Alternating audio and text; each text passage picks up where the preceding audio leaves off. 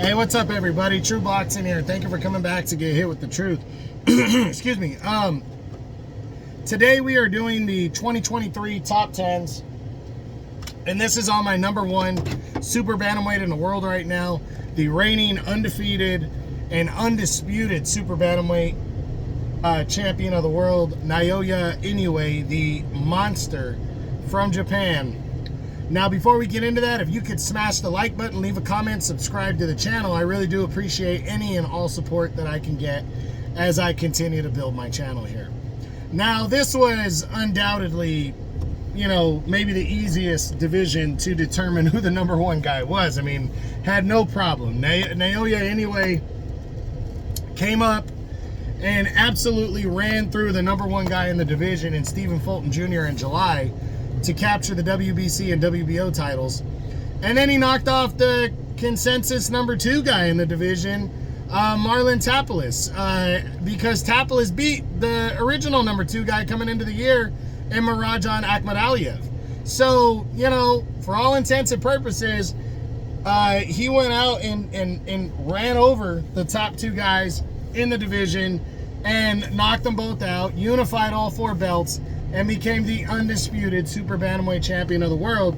And he became only the second man to ever accomplish becoming an undisputed champion in the four belt era.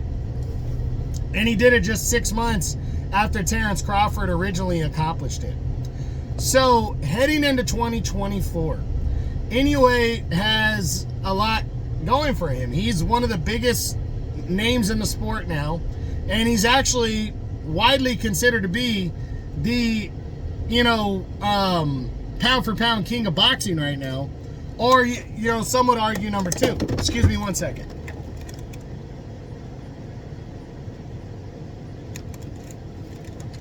Some would argue him for number two behind Terrence Crawford, but at the very least, he's dead even or number two. So, Inoue has just, the last couple of years, has just ran over and taken over this sport, and he's just phenomenal. He really is. He's a straight up badass, and he's fun to watch. He pulls a lot of people to watch him, and he's very entertaining. So now, you know, he wasn't ranked coming into the year at 122 because he was still considered to be, you know, a bantamweight, even though he hadn't officially moved up yet. And now he's the number one guy. That doesn't happen very often. He's the undisputed champion, still in his prime at 30 years old. He is overall 26-0 with 23 knockouts. So what's coming up for Inoue now heading into 2024? Well, he pretty much laid out his desired schedule.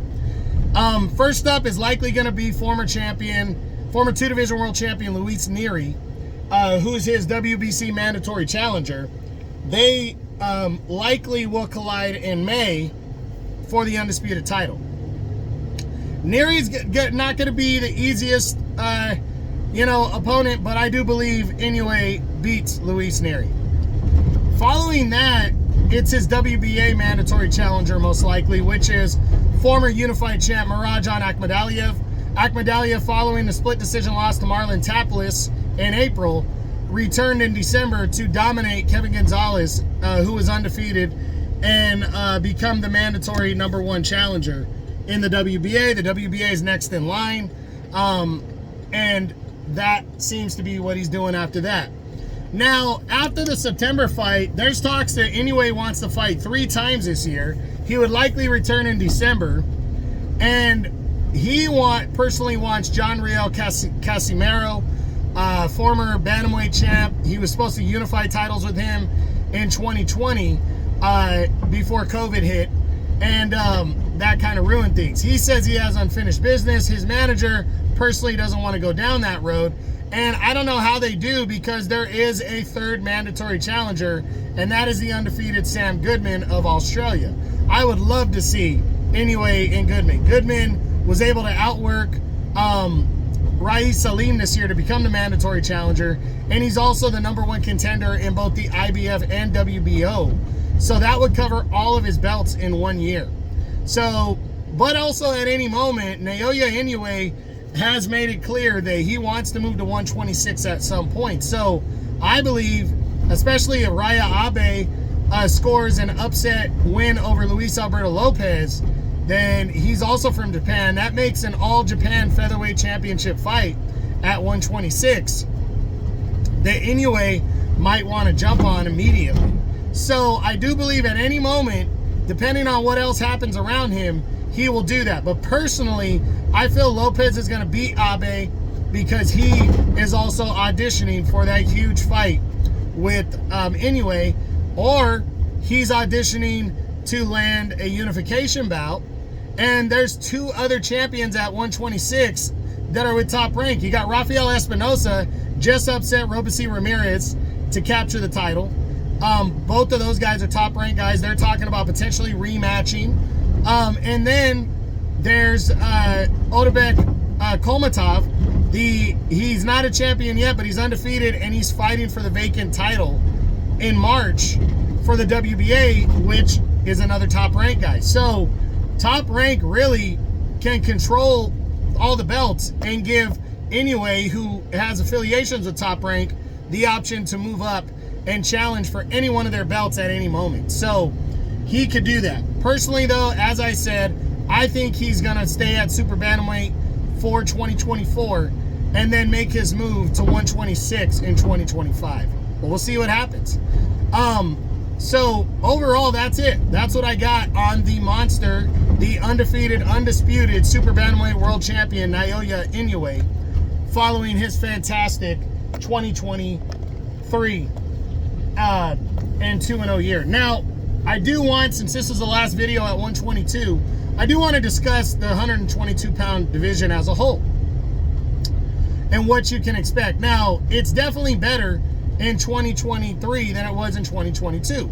Entering a new year, it's definitely better. The addition of Naoya Inoue has really made this division hot and a lot of people paying attention because Inoue, as I said, is an undisputed champion, but also a huge draw, and he's also a pound-for-pound fighter.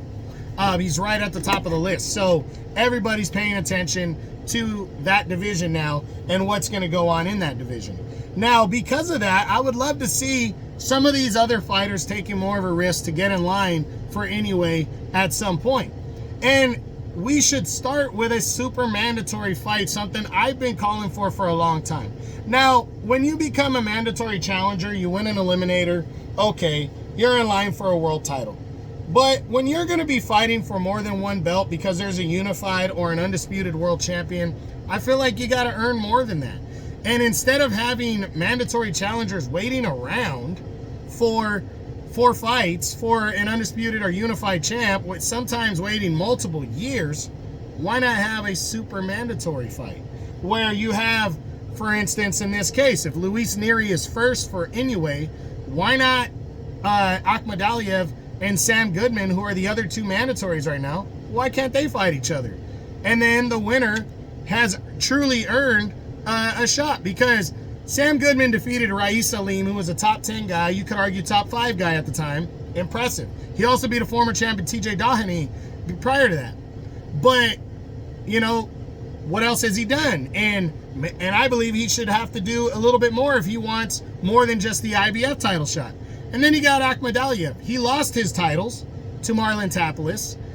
So when you start over from scratch, what did he do to get the mandatory shot? Well, he defeated a guy in Kevin Gonzalez, who wasn't in the top 10, hadn't beaten anybody. So I'm not saying that's nothing. He was undefeated, and he seemed like a decent fighter, but you're not just fighting for one belt. You're fighting for multiple world titles. 4. You're fighting to get in line for 4 world titles. So instead of waiting around, why not absolutely earn your chance by a super mandatory fight? I think that makes a ton of sense. I think it's what the governing bodies should start trying to get together, because, as I said, you're not just fighting for one title, you're fighting for multiple titles. So you should have to earn it more now, in my opinion. Becoming an undisputed champion is not an easy or little thing. It's huge. Becoming a world champion isn't so easy, but it's easier than becoming a unified or an undisputed world champion. So that's my belief. But I would love to see, I do believe this year could be a one and done type year. Inoue is impacting the division, but he could be on his move to 126, and this division could completely turn over heading into 2025. So for now, I think these guys need to go for broke and take some chances and fight each other and try to get in line if they're not in line already. But I am excited to see what 122 pounds does. I hope Azat Hovhannissian, the original boogeyman coming into this year after a Fight of the Year candidate, knockout loss to Luis Nery, I hope he is granted an opportunity against somebody grows some balls and wants to fight him so he can get back in the mix, because he's a truly great fighter. And you know, I hope Rais Salim throws his name back in the mix as well. I hope Stephen Fulton makes a move to 126 and starts his career over, because he's a great fighter and doesn't take too much more time off. And I really hope we